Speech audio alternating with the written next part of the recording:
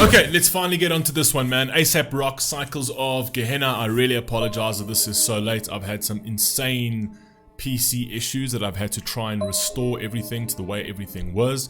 I'm still having a couple of issues that I'm trying to resolve with this, but I'm getting there. It's taken me like 4 days to try and get this right. I had to take my machine to the computer place to try and see if they can help me out.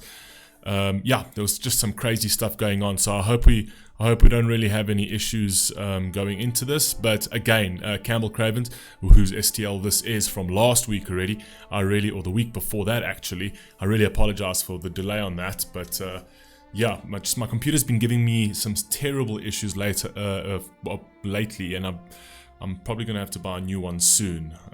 But let's see how it goes with this fix in the meantime. Anyway, Aesop Rock, Cycles of Gehenna. Let's get into it. As you guys know, we're gonna listen to it through first, and then afterwards I'll do a breakdown. Let's see what we got. Let's go.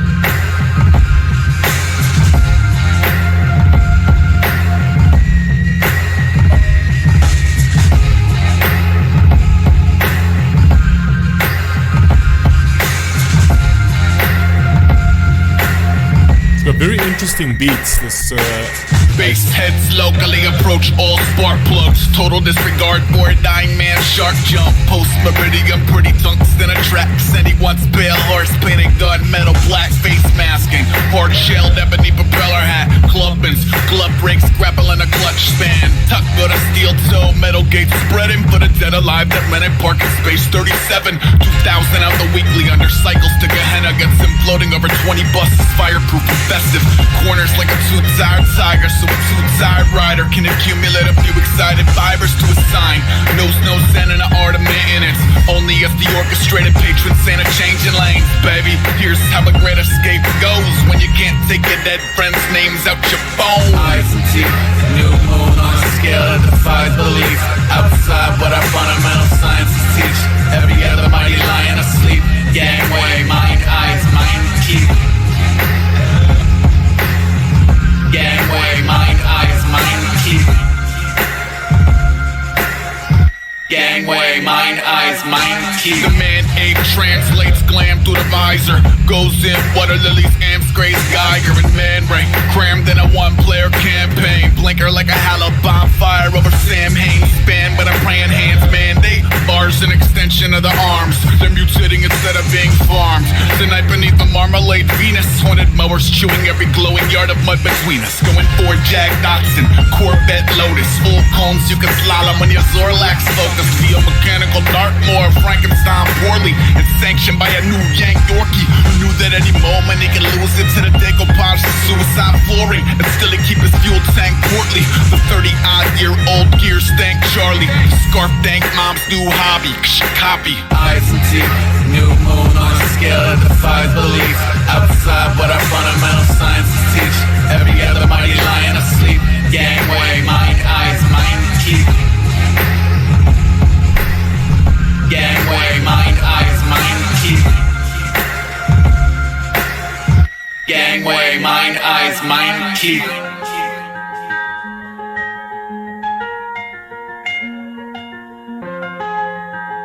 I like this piano.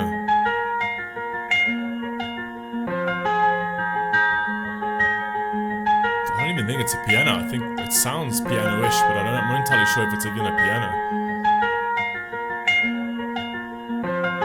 It was less of an act of hubris, more a Lonely Hearts Club at the helm of a magic bullet. Away on a relentless bid for rarefied inertia. Rattle Trap forks married to the patchy terra firma. Ursa Minor getting warmer. I crowbar into the pecking order. The dreck between the whores and Betty Borders. Hug a double yellow spine, knobby rubber like a rat on a rope. Those little fuckers run on passion alone. This is the product of a DIY inadequate home. Grabbing a cabin in the fuck of a Dodge. Acting a savage in the shadows of Rome. Traffic amassed against insufferable odds. Fashioning gallows out of plastic and bone. I got the motor drone, walls of death splintering under me. All city galvanized bikes, white knuckling. Bright light tunnel kings tucking the devil. P.S. I wrote this on a self-destructing memo.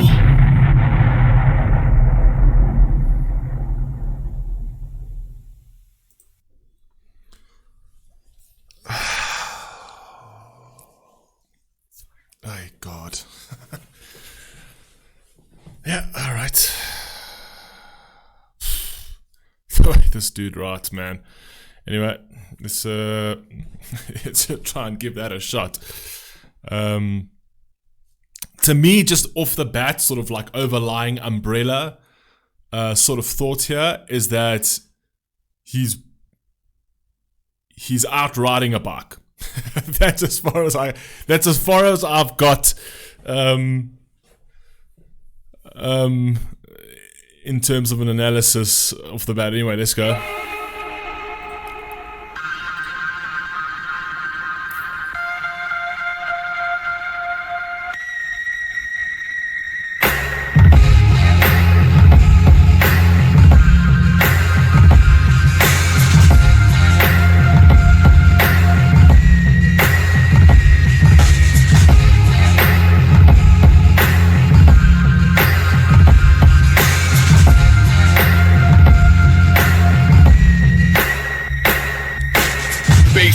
Locally approach all spark plugs. Total disregard for a dying man. Shark jump. Post meridian. Pretty tungsten attracts. Anyone's pale horse painted gunmetal black.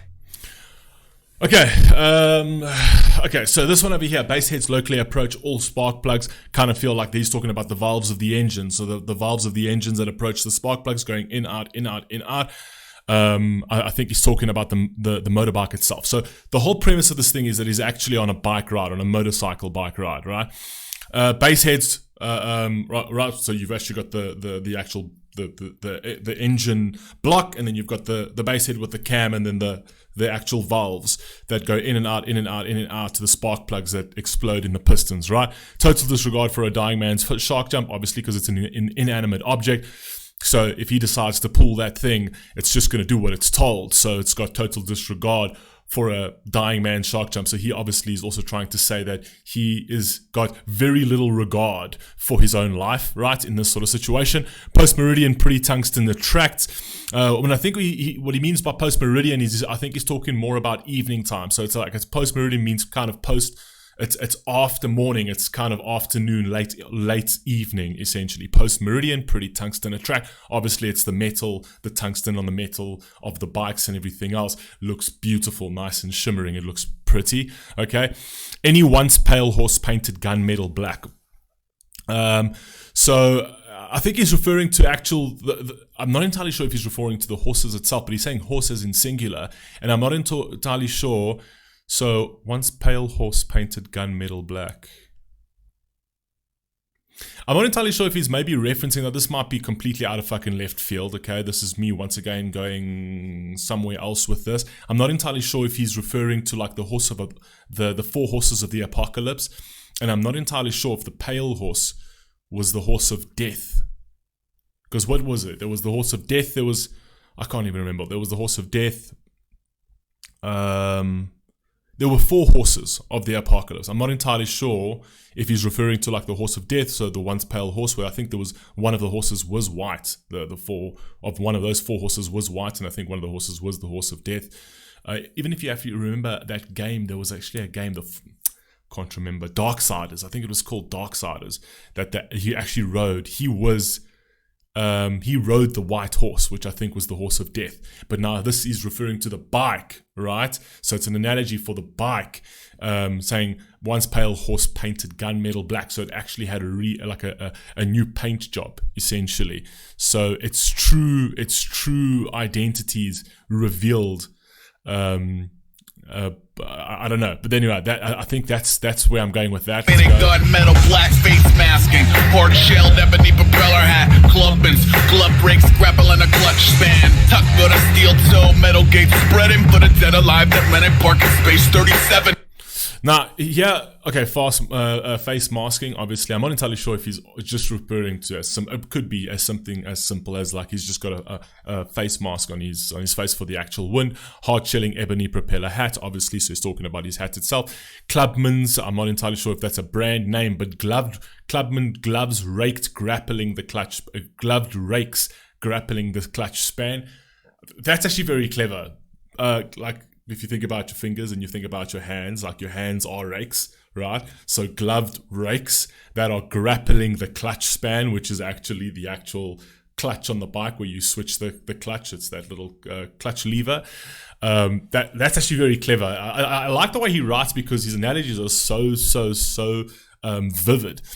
Tuck go the steel toe, obviously, so he's sort of pushing the accelerator. Metal gate spreading.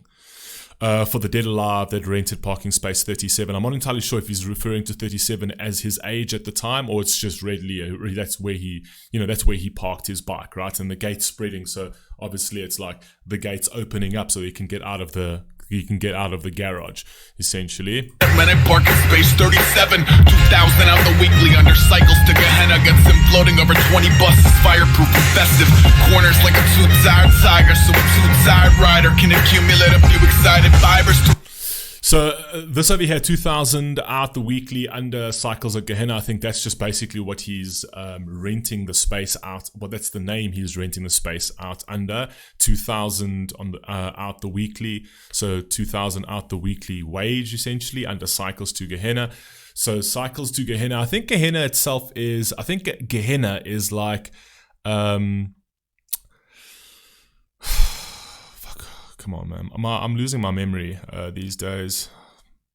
I think it's hell. I think it's a very it's like an eternal space of suffering, right? I think that's what it's Gehenna means, if I'm not mistaken, but I can't be too sure right now. Gets him floated over 20 buses, fireproof and festive. I'm not entirely sure if he's referring to the actual garage space itself. Corners like a two-tired tiger, so a two-tired rider can accumulate a few excited fibers. That's fucking fire. So he's basically talking about the bike's handling. It corners like a two-tired tiger. So it's a tiger. Actually, a tiger's very good at fucking cornering because it's got incredible agility, and it's sort of like. Center of gravity is very like sort of solid and to the ground, essentially. So a tiger can corner like that, but he's basically calling his bike a tiger that can corner like one too, so that a two-tired rider, but here he spells it differently. If you see, if we weren't reading the lyrics, I wouldn't have been able to tell you that. Or actually maybe you could have, right? A two-tired rider, meaning he's tired, right, can accumulate a few excited fibers, so he can actually sort of add some life into him. So it's like, the fibers of his body can actually tingle a bit so that he can get a bit of excitement and thrill. Excited fibers to a sign. Knows no zen in the art of maintenance.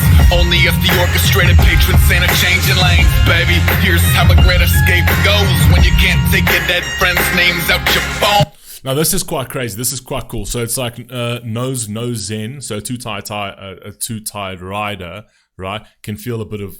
So basically, he's trying to tell you that he's numb, right, and he needs something to sort of like. He needs something to make him feel alive, right, and he's basically saying that. He knows no zen, so basically there is no peace within him in the art of maintenance, in terms of like there's no peace in him in the art of trying to maintain his spirits, essentially trying to maintain himself as a person, only as the orchestrated patron saint of changing lanes, baby. So he's basically saying that he's the saint of changing lanes, which is what you would do with a bike. I'm not entirely sure if he's referring possibly to his life in terms of changing lanes in his life as well. So he's orchestrated, which means he's planned it out, or is he's just simply talking about the bike? It's just he's planned out this route, right?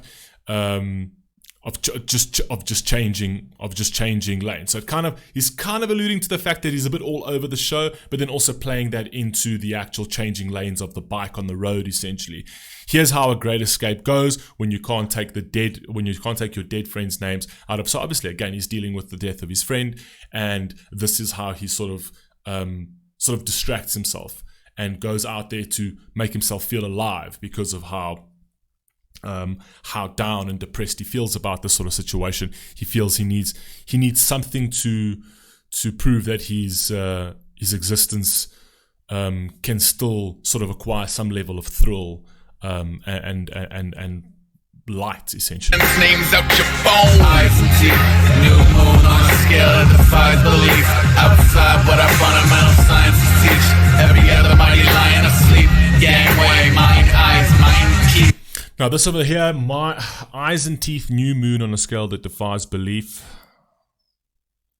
Outside what our fundamental sciences teach.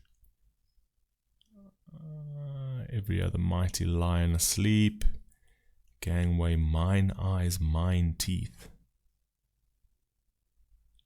Eyes and teeth, new moon on a scale that defies belief. Outside what our fundamental sciences teach.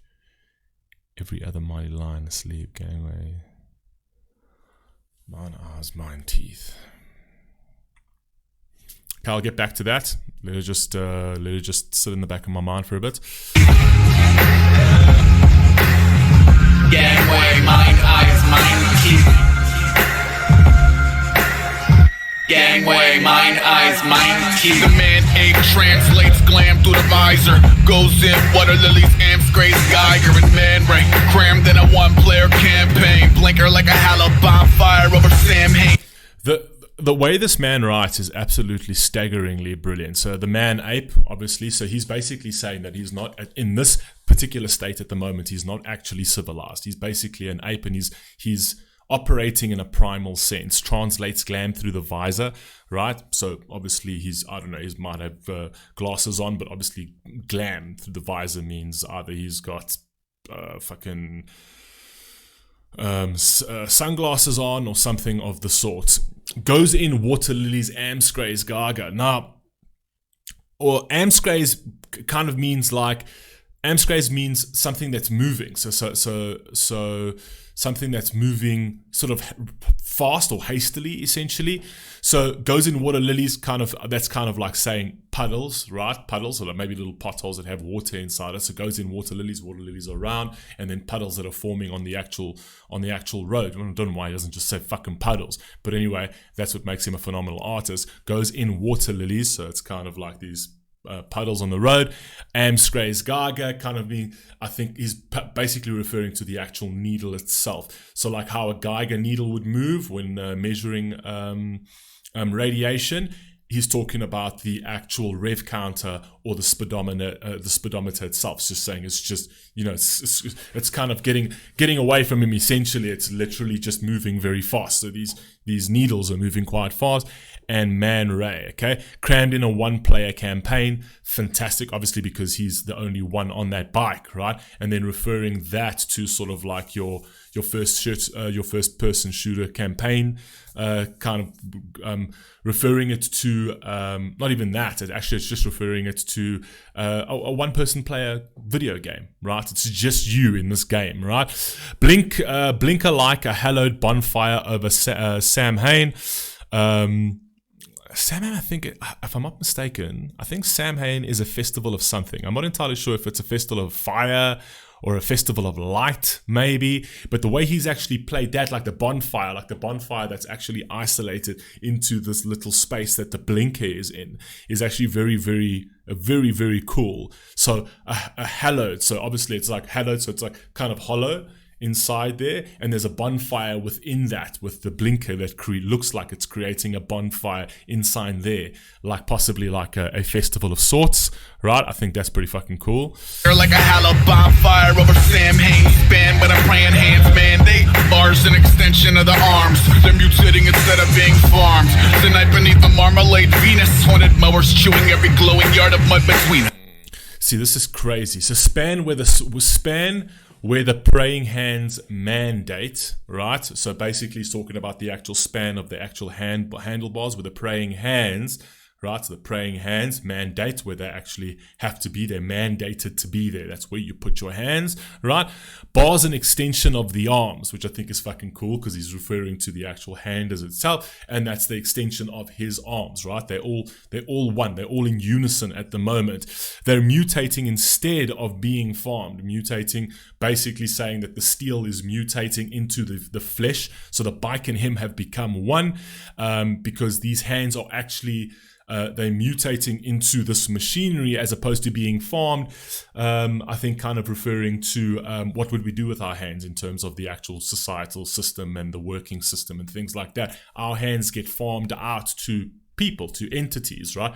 Because we offer services with our hands, essentially. So instead of these hands being farmed by society, being used for work, they're actually mutating into this sort of endeavor right now. Okay, that's pretty cool. Tonight, beneath they're being, and he's basically saying they're being used tonight. So I'm not working with these hands tonight. I'm actually mutating them into something else. I'm trying to become something else. Tonight, beneath the Marmalade Venus. Venus, I think, is an orangey color. That's why, very nice way to refer. I've had it actually referred.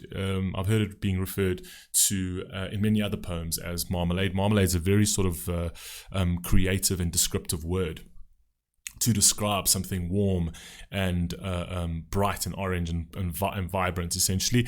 Haunted mowers chewing every glowing yard of mud between us.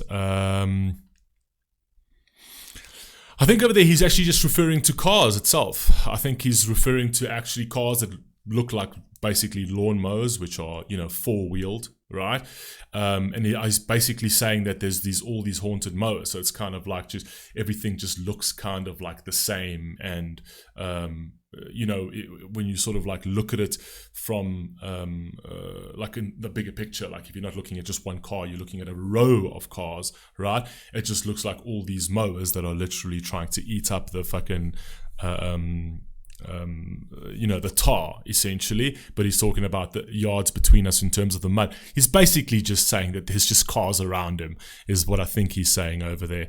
Every glowing yard of mud between us, going for Jag Dotson, Corvette Lotus, full cones, you can slalom on your Zorlax focus, be a mechanical Dartmoor, Frankenstein poorly, and sanctioned by a new Yank Yorkie. See, that's over there is where he actually sort of clarifies the fact that he's talking about cars, because it's going Ford, Jag, Datsun, Corvette, Lotus, pretty much naming a whole bunch of cars, and these are cars that he's obviously passing.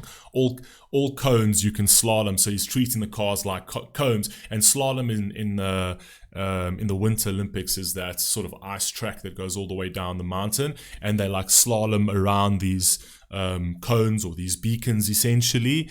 And he's basically saying that's what he's doing. It's that exact movement, super descriptive. So he's slaloming around cars, being unbelievably dangerous, right? When your Zorlak's focused, I'm not entirely sure what Zorlak is.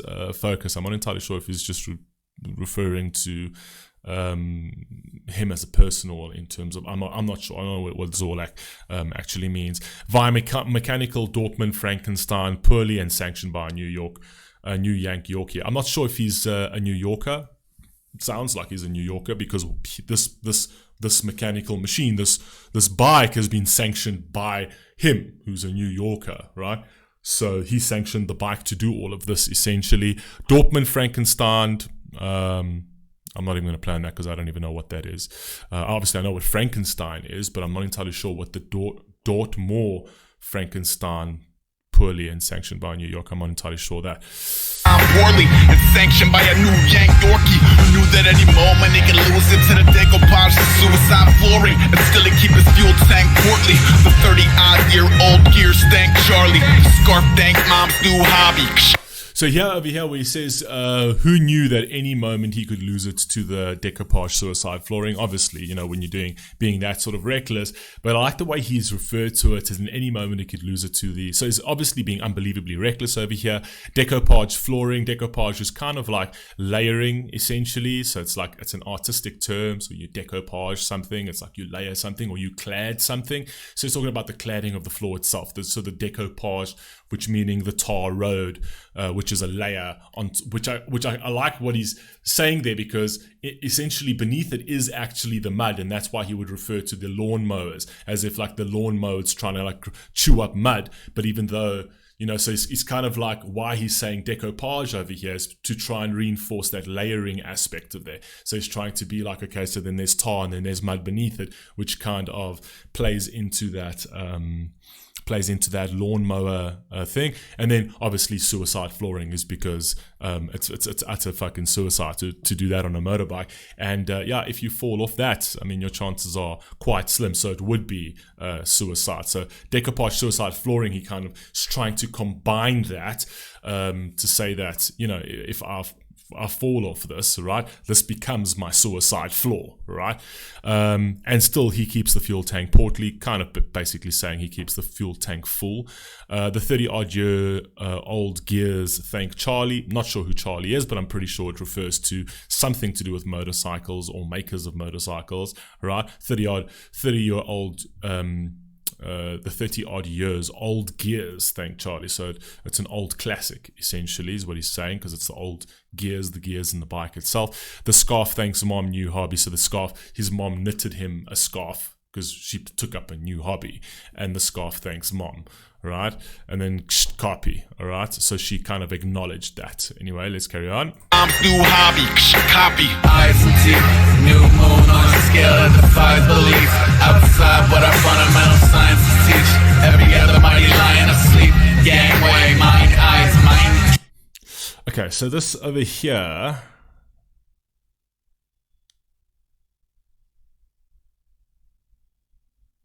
Eyes and teeth. Okay, let's leave eyes and teeth for a second. New moon on a scale that defies belief. Okay, I think what he's referring to with regards to the new moon on a scale that defies belief is I kind of feel like he's referring to it's not actually a full moon. It's actually sort of like a half moon or a quarter moon, essentially. That's, you've got that sort of like moon shape, which kind of looks like the scale. So you've got the two tips of the moon over there, right? The moon on a scale that defies belief, and a scale would balance like that, so up and down. So it kind of would, it looks like a scale that is kind of like tipped a bit. So I kind of feel like he's referring to the moon on a scale. So the moon actually looks like it's on a scale and it's tipped. Essentially, that's what it looks. That's what I think he's trying to describe over there. Outside what our fundamental sciences teach, right? So I think he's trying to refer to obviously their science and specific physics, essentially, and it's outside what our so we're in the Earth, but the moon is outside what our fundamental sciences teach in terms of outside of the Earth and outside of like our complete understanding as to I mean, I'm sure there is an understanding to it, but why the moon looks like that to a certain degree, but that's also like light from the actual sun itself. So I'm not sure. I think he's basically just saying that the moon is outside of the fundamental sciences taught within this Earth, essentially. Every other mighty lion asleep. So basically every other mighty lion, which kind of people around the world, or even people like him that would be risky, are currently sleeping, right? And he's the one awake. Gangway kind of feels like he's talking about like gangway. When you refer to a gangway, you refer to like a corridor of sorts. That's what I think that you'd refer to as a gangway, right? A corridor, or oh, wait a second, that actually makes sense now.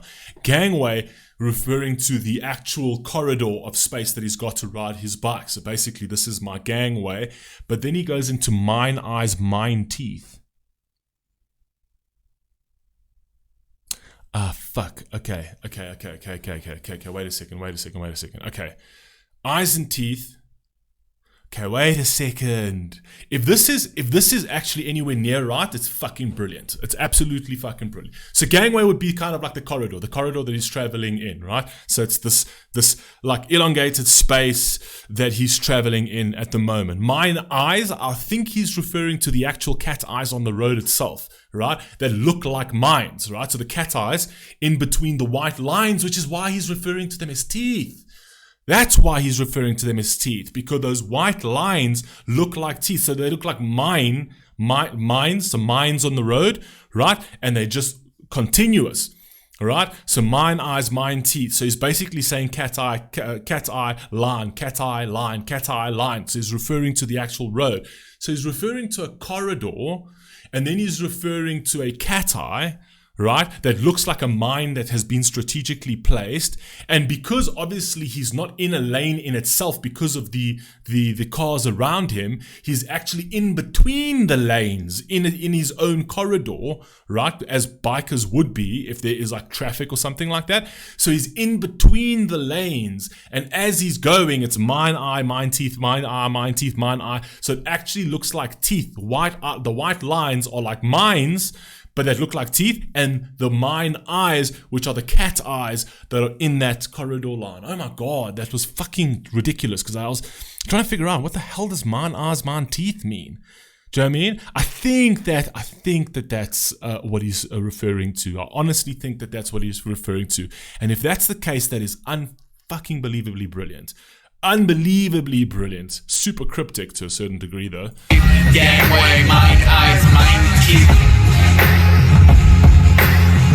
Gangway, mine eyes, mine teeth. See, and the repetitive of that, where he actually says gangway, mine eyes, mine teeth, gangway, mine eyes, mine teeth, gangway. So he's in that corridor. The cat eyes are mines and the white lines are mines. Fire. Gangway, mine eyes, mine teeth. Fire.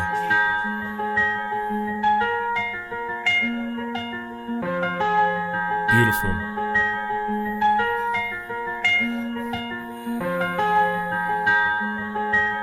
Okay, I'm going to say one thing about this particular piece over here. Why I love the fact that it goes from a very sort of like almost chaotic sounding beat, where it like calms down and it goes into this like serenity piece, right? So there's a moment, even though this is unbelievably dangerous, he's actually achieving what he said in the first line, where he actually said that he's looking for, you know, something that can sort of tickle his fibers in his body. And this is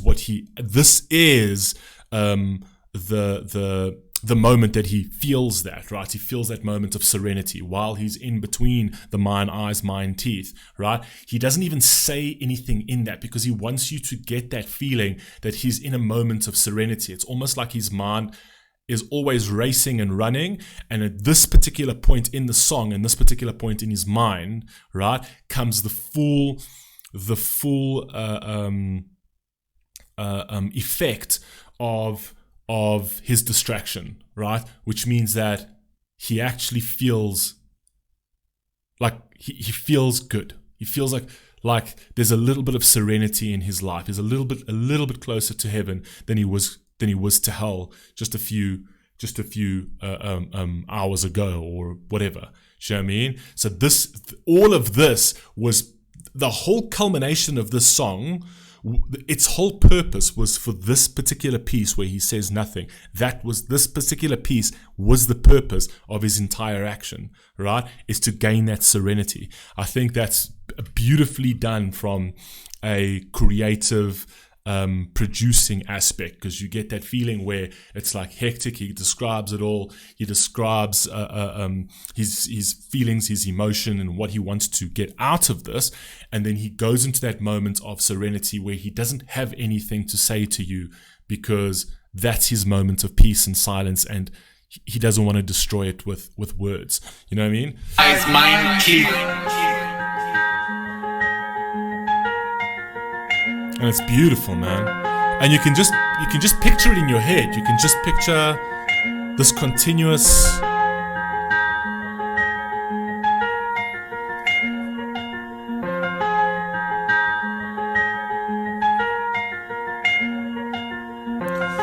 It was less. Do you know what this piece over here? Sorry, just getting goosebumps on that particular piece over there, because you know what that particular piece also tells you? There's no destination here. There was never meant to be a destination here, right? And I know I said that he might have planned this, but I don't think this isn't a planned thing. The planned thing is to be distracted, right?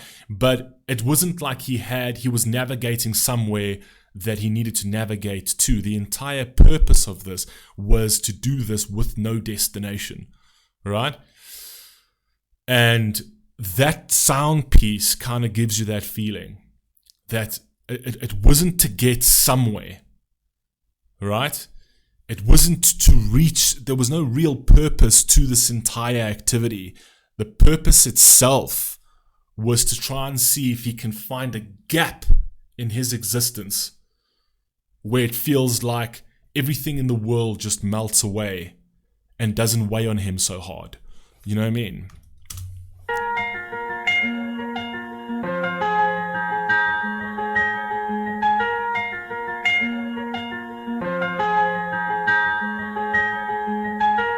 Beautiful, man.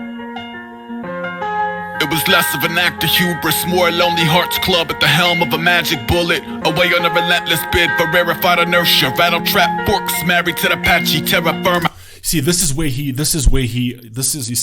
he comes in and sort of like affirms that feeling. He affirms that silent peace over there. It was less of an act of hubris. He was being hubris about this, right? It wasn't like he had sort of some sort of like narcissistic element to this, right? And some sort of like self-aggrandizing, grandiose aspect of this, right? He was but as less of an act of hubris, more a Lonely Hearts Club, right? So he feels alone, he feels like his heart's broken, and he feels like he's in that kind of club, right? Which, if referring to a biker's club, right, and a biker's gang, essentially, so it's like it's a Lonely Hearts Club at the helm of a magic bullet, right? So he's basically saying, I'm at the helm of something that's unbelievably dangerous, but this unbelievably dangerous thing, right, is what's keeping my lonely heart company, even though it is dangerous. A magic bullet being the bike itself, away on a relentless bid for a rarefied inertia. Right, so it's this again is where he says this is like a continuous thing. There's no destination over here. It's relentless. It's like he's just pushing. He's pushing the barriers. He's pushing this dangerous weapon, right, in a bid for rarefied inertia, essentially. So rarefied inertia in the sense that he himself feels like he's standing still and he's motionless in his life. He feels like he's just this dud that can't move.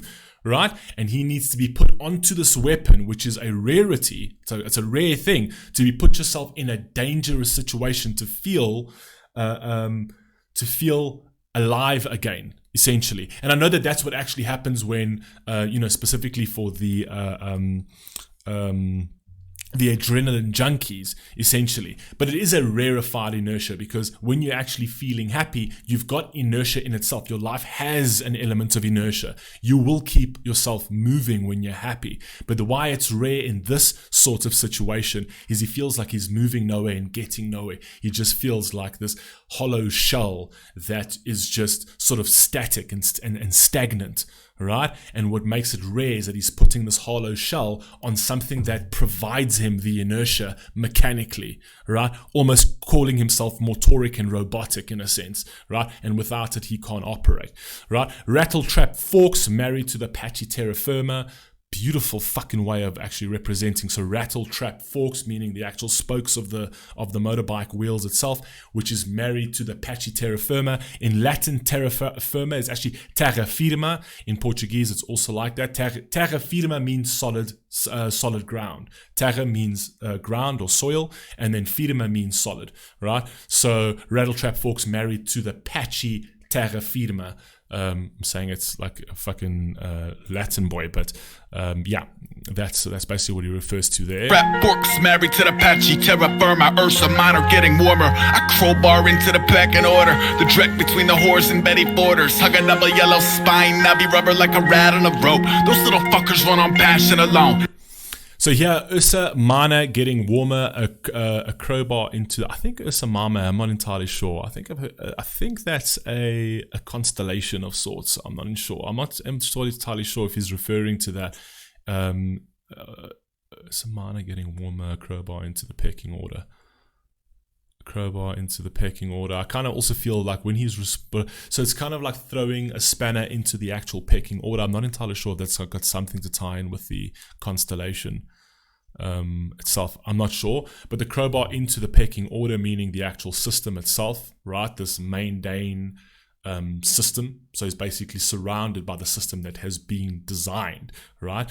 And kind of, I think what he's actually saying over here, crowbar into the pecking order, is basically when you refer to something as the pecking order, you refer to something as something that's very sort of systemic, right? So a societal structure, essentially. And it's kind of like saying I'm throwing the spanner in the works because what he's doing is illegal, right? To travel at those kind of speeds, essentially. So throwing a crowbar into the pecking order.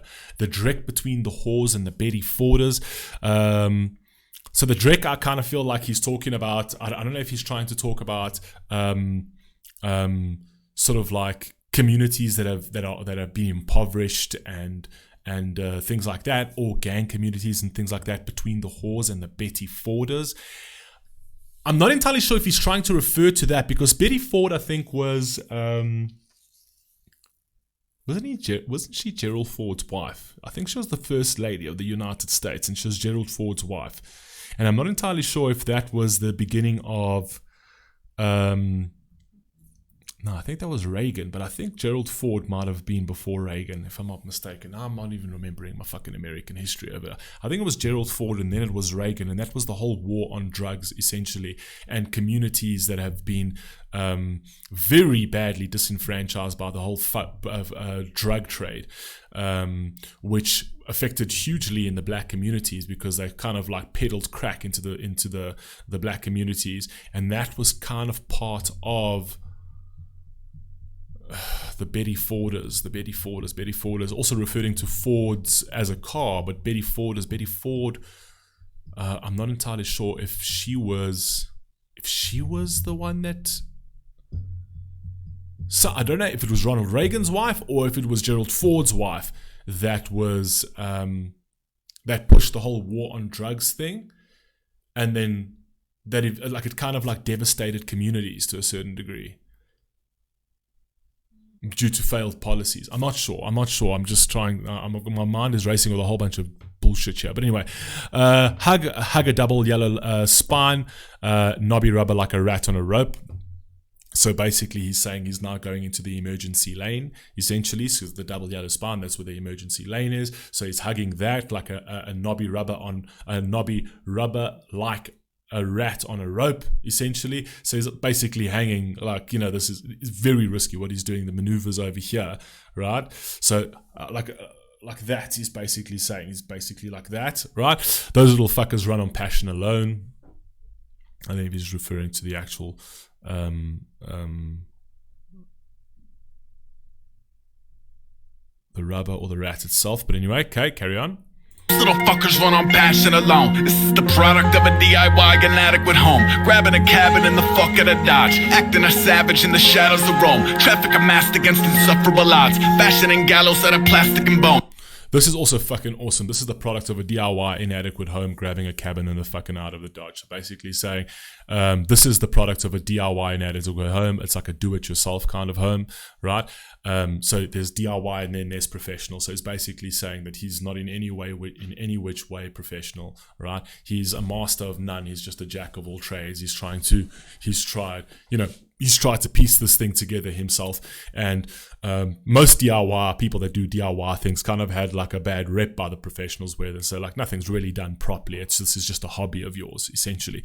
So he's basically saying that this is the product of a DIY inadequate home, so that he hasn't been able to build a strong foundation for himself, right? Because he's a DIY guy in the sense that he tries to fix it all himself. And also this line over here ties very much into Shrunk as well. This is the product of DIY, where he tries to sort of like he struggles to actually acquire help from anybody, from any sort of professional help, right? So that he can better himself. He prefers to just try and solve his own problems with himself. He's basically telling over here that he's a one man on an island type of person, essentially, who doesn't want help, grabbing a cabin in the fuck out of Dodge, so basically in the middle of nowhere, acting a savage in the shadows of Rome. Fucking fire. I love the way he's playing on the actual savagery in the shadows of Rome, basically playing it into sort of like the gladiator type vibe in the shadows of Rome. I don't know if he's actually referring to him being in Rome itself here, or just trying to acting a savage in the shadows of Rome, basically being a sort of a complete barbaric savage, as if he is in the Colosseum of sorts. Traffic amassed against insufferable odds. That's also, again, traffic amassed against insufferable odds. Meaning, obviously, the traffic, which is the cars and whatever else, and insufferable odds means that the odds that he's putting himself in at the moment is actually pretty high risk, right? And pretty dire, essentially. Fashioning gallows out of plastic and bone, which I think that's also very fucking cool, playing into the whole Shadows of Rome thing. Gallows, what was gallows referred to? The gallows beneath the ropes when committing suicide, right? And then fashioning out of plastic and bone, meaning the actual cars and the people that are all around him are kind of like the gallows where he'll go and hang himself if he falls off that bike, essentially playing all into the whole aspect of Rome and that savage brutality and savage sort of justice that they used to operate under. Very clever, actually. I got the motor drone, walls of death splintering under me. All city galvanized bikes, white knuckling. Bright light tunnel kings tucking the devil. P.S. I wrote this on a self-destructing memo. Okay, so here, I got the Motordrome. So Motordrome is kind of the walls, if you actually think of the walls of the Colosseum itself, where it's like the walls with actual spectators, essentially. But I kind of feel like he's talking about the actual engine block here itself. I'm not sure if he's maybe trying to play a double over here, but got the Motordrome walls of the death splintering under me, right? So when you actually think of splintering as something that splinters. So he's talking about possibly the pistons. So he says it's under me. So the Motordrome, so also playing into the motor, also quite a clever little bar double there. Motordrome walls, which kind of Motordrome is like a Motordrome, which is kind of like the walls of the Colosseum, and then the walls of the engine itself of death splintering under me. So basically these pistons that are actually firing and they're splintering up and down, up and down, up and down, up and down underneath them. All city galvanized bike, white knuckling.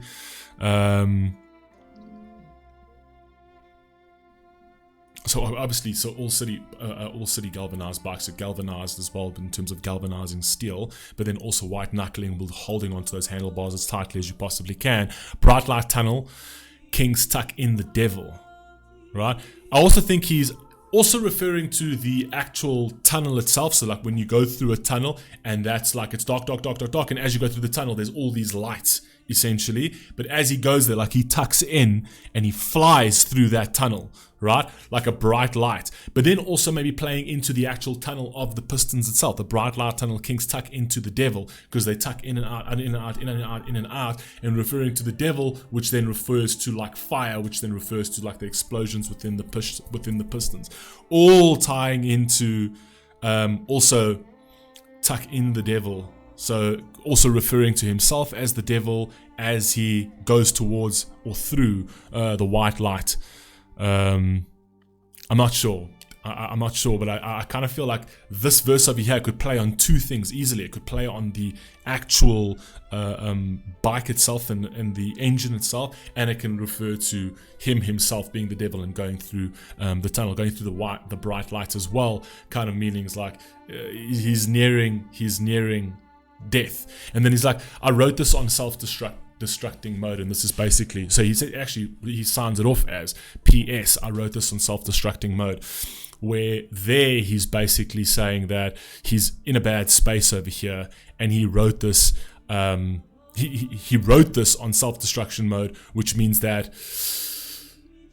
it was like when he was at his lowest, right? And he was self-destructive, and he was looking for something that's dangerous and thrilling to sort of make him feel like there's something there, right? That his heart can still beat, that pain can still be felt, that fear can still be felt, because he kind of feel like he's lost absolute all emotion completely, right? And the self-destructing mode memo over here is kind of also, if you actually think about when you are in that self-destructive mode, or you're in that kind of memo, right? you kind of do things for the sake of doing things without any sort of purpose, because you need cheap thrills and cheap happinesses to sort of deal with your life. That's the whole idea of being self-destructive. Self-destructive is not really having a plan for your life. Everything is complete and utter chaos, and the only thing that you seek are cheap thrills, cheap little happinesses, momentary gaps in your life that make you feel somewhat alive, but not because you really feel like you are alive. It's because you're distracted, right? And things that are hurting you kind of just get shelved for a moment because of that fight or flight instinct in the human body that kind of amplifies everything, and then it's kind of like it overtakes your mental faculties, because it obviously wants to try and keep you alive, and that's where you get that feeling of thrill, essentially. You know, when you're jumping off a bridge and bungee jumping, you don't sit there and think to yourself, well, fuck, I hope I did all my work today, or one day if I finish that spreadsheet. No, it overrides that fight or flight instinct is going to completely override that and push that to the back, because now your body is going into sort of autopilot mode, right, for your survival, and that is what gives you that kick in adrenaline, essentially. And that's all he was trying to. That's all that he was trying to acquire from all of this, and that usually comes from a space in time where you're being self-destructive, and not level-headed. Anyway, how long was this? Jeez, 50 minutes. Oh my god. I thought this was going to be simpler than the other one. Someone told me this is going to be simpler than the other one. Anyway, fuck. It's like this is an hour long. Anyway, I love you all. Peace, stay safe, peace, healthy. I'll catch you on the next one. Peace.